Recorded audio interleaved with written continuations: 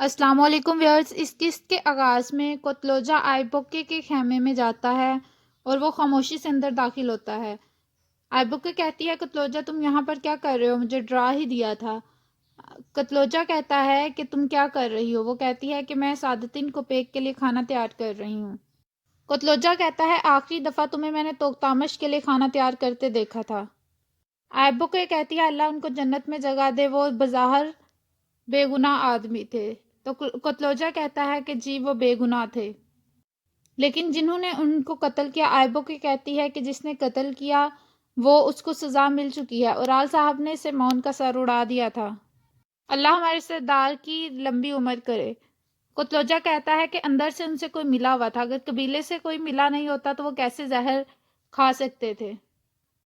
آئیبوکے یہاں سے جانے لگتی ہے، کوتلوجا آگے آ جاتا ہے اور اسے کہتا ہے کہ تمہیں جلدی کس چیز کی ہے؟ وہ کہتی ہے کہ چولپان خاتون میرا انتظار کر رہی ہے۔ کوتلوجا کہتا ہے تو چاہو ان کو پھر انتظار مت کراؤ۔ دوسری طرف ہانلی بازار کا سین شروع ہوتا ہے۔ بمسی اپنی نگرانی میں گورنر کے لیے کھانا لگوا رہا ہوتا ہے اور وہ ہر کھانے کو کھا رہا ہوتا ہے۔ پہلے وہ مشروب پیالے میں ڈال کر پیتا ہے، اس کے بعد وہ کھانا شروع ہو جاتا ہے۔ ترگت اس کو کہتا ہے کہ بس کرو، تم نے تمام کھانا ختم کر دینا ہے، گورنر کے لیے بھی کچھ چھوڑ دو، تم کھائی جا رہے ہو۔ بمسی کہتا ہے میں کوئی یہ شوگر کے لیے تھوڑی کھا رہا ہوں، میں تو یہ سب کچھ اس لیے کھا رہا ہوں تاکہ کسی کھانے میں زہر نہ ملا ہوا ہو۔ دوحان کہتا ہے پہاڑوں کے رچھ تم پہ کون سا زہر اثر کرنا ہے؟ بمسی کہتا ہے کہ میرا جسم بہت مضبوط ہے، مجھ پر کوئی بھی زہر اثر کر بھی نہیں سکتا۔ ترگت کہتا ہے ماشاءاللہ۔ اس کے بعد ترگت دوحان کو کہتا ہے کہ تم نے ہر آنے جانے والے پر نظر رکھنی ہے اور علیکو کو کہو کہ تمام تاجروں کو اکٹھا کرے، وہ استقبال کے لیے کھڑے ہوں اور کوئی بھی غیر متعلقہ شخص نہ ہو۔ بمسی اس کے بعد پھر کھانا شروع کر دیتا ہے۔ دوحان کہتا ہے تم اگر اسی طرح کھاتے رہے موٹے ہوگے تو میں تمہاری طرف دیکھے گی بھی نہیں۔ ارطغرل آرتوک صاحب کو کہتا ہے کہ آج کا دن بہت عام ہے، ہمیں اپنی آنکھیں کھول کے ہر چیز کا دھیان رکھنا ہے۔ آرتوک صاحب کہتے ہیں مجھے اس چیز کی فکر ہے کہ امیر سعادتین کوپیک اس چیز کو سلطان کو ہمارے خلاف کرنے کے لیے استعمال کرے گا۔ ارطغرل کہتا ہے کہ جب تک گورنر ہمارے ساتھ ہے اور امن قائم ہے، سلطان کبھی بھی ہمارے خلاف نہیں ہوں گے، وہ ہم سے راضی رہیں گے۔ آرتوک صاحب کہتے ہیں کہ اس بات پہ بالکل کوئی شک نہیں، لیکن ایک بات دھیان میں رکھیے گا کہ میر سعادتین جاودار قبیلے میں کافی دن سے رہ رہے ہیں۔ ارطغرل کہتا ہے کہ بدنیتوں کا اتحاد ہو گیا ہے لگتا ہے، اور وہ دونوں ہمارے خلاف اکٹھے ہو گئے ہیں، وہ بدامنی پھیلانے کے لیے ایک دوسرے کی مدد کر رہے ہیں، لیکن ان کو کرنے دو، ہمارے لیے اللہ تعالیٰ ہی کافی ہے۔ اتنے میں عبدالرحمن آتا ہے اور وہ بتاتا ہے کہ گورنر اور ویسلس آئے ہیں۔ ارطغرل اور آرتوک صاحب کہتے ہیں چلے ہم ان کے استقبال کے لیے باہر جاتے ہیں۔ اس کے بعد جاودار قبیلے کا منظر شروع ہوتا ہے۔ جاندار صاحب کے خیمے میں کھانا لگ رہا ہوتا ہے۔ آئیبوکے خاتون دسترخوان پر کھانا لگا رہی ہوتی ہیں۔ اس کے بعد وہ چولپان خاتون کو بلاتی ہیں اور ان کو کہتی ہیں کہ کوتلوجا مجھ پر دباؤ ڈال رہا ہے، وہ توختامش کے بارے میں اگلوانے کی کوشش کر رہا ہے۔ چولپان پریشان ہو جاتی ہے اور وہ کہتی ہے کہ تم نے اسے کچھ کہا تو نہیں؟ آئیبوکے کہتی ہے نہیں، میں نے کچھ نہیں کہا۔ چولپان کہتی ہے کہ تم نے اسے کچھ کہنا بھی نہیں ہے، میں اس کو دیکھ لوں گی، اور تم اب یہاں سے جاؤ، اور آئیبوکے خاتون وہاں سے چلی جاتی ہیں۔ اتنے میں دوسرے خیمے سے جاندار اور اسلحان باہر نکلتے ہیں۔ جاندار صاحب کھانا دیکھ کر کہتے ہیں کہ تم نے ایک دفعہ پھر بہت اچھی دعوت کا اہتمام کیا ہے۔ چولپان خاتون کہتی ہیں کہ بابا آپ کھانا کھائیں۔ جاندار صاحب کہتے ہیں کہ جاؤ سب کو بلا کر لے کر آؤ۔ چولپان خاتون اور اسلحان خاتون باقی لوگوں کو کھانے کے لیے بلانے کے لیے چلی جاتی ہیں۔ اس کے بعد دوسری طرف ہانلی بازار کا منظر شروع ہوتا ہے۔ ارطغرل دسترخوان والے کمرے میں جاتا ہے اور تمام کھانا چیک کرتا ہے۔ اتنے میں گورنر اور ویسلس اندر آتے ہیں اور ان کے سپاہی بھی ان کے ساتھ موجود ہوتے ہیں۔ ارطغرل گورنر کو کہتا ہے خوش آمدید۔ اس کے بعد گورنر اور ارطغرل ایک دوسرے کے گلے ملتے ہیں۔ حلیمہ خاتون ہلینا کے ساتھ گلے ملتی ہیں۔ ارطغرل ویسلس کو کہتا ہے کہ تمہیں بھی خوش آمدید۔ کمانڈر ویسلس کہتا ہے بہت شکریہ۔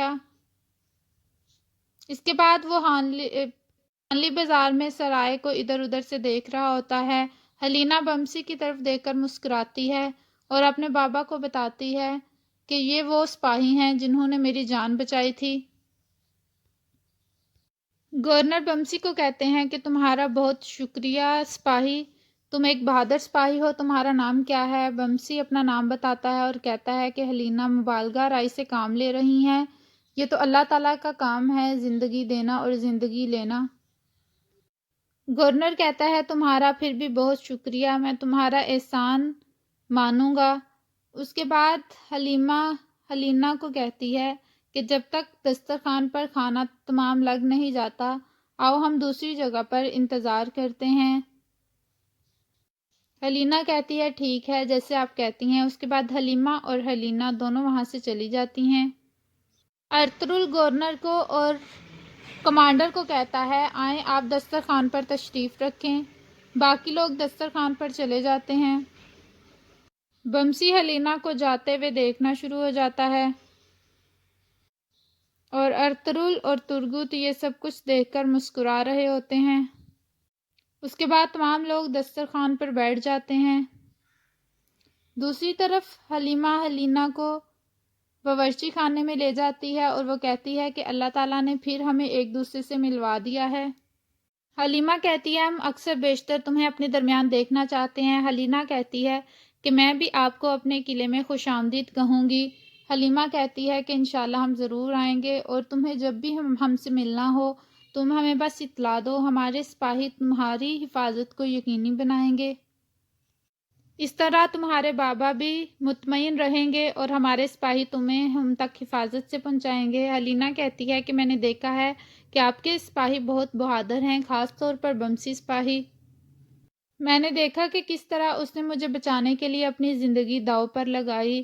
حلیمہ اور بانو ججک ہنسنا شروع ہو جاتی ہیں۔ بانو ججک کہتی ہے کہ بمسی بظاہر جیسا بھی ہے اس کی شکل پر مت جاؤ، وہ اندر سے بہت نرم دل آدمی ہے اور بہت خوبصورت دل کا ہے۔ حلینا کہتی ہے ہاں میں نے دیکھا تھا، لیکن وہ بہت شرمیلا ہے، مجھے دیکھتا ہے تو گھبرا سا جاتا ہے۔ حلیمہ اور بانو ججک ہنسنا شروع ہو جاتی ہیں اور حلیمہ کہتی ہے کہ دراصل بمسی نے پہلی دفعہ کسی خاتون سے اس طرح سے بے تکلفی سے بات کی ہے۔ حلینا کہتی ہے کہ وہ اتنا بہادر جنگجو ہے تو یہ کیسے ممکن ہے کہ اس نے کبھی کسی عورت سے واقفیت ہی نہیں رکھی۔ حلیمہ اور بانو ججک اس کی بات سن کر مسکرا اٹھتی ہیں۔ دوسری طرف جاودار قبیلے میں آئیبو کے خاتون اپنے خیمے میں موجود ہوتی ہیں۔ چولپان خاتون خاموشی سے چھپ کر آتی ہیں اور اس کے سر پر ڈنڈا مارتی ہیں جس کی وجہ سے وہ بے ہوش ہو کر گر جاتی ہے۔ اس کے بعد وہ ایک تکیہ لیتی ہیں اور اس کے منہ پر رکھ دیتی ہیں تاکہ اس کا سانس بند ہو جائے۔ وہ تڑپتی ہے اور اس کا سانس آنا بند ہو جاتا ہے اور وہ مر جاتی ہے۔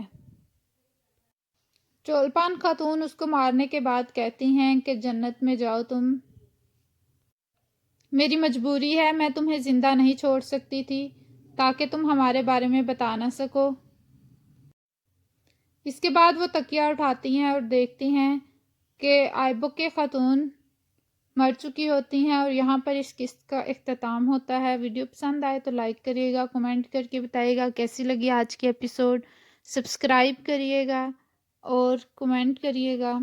تھینک یو، اللہ حافظ۔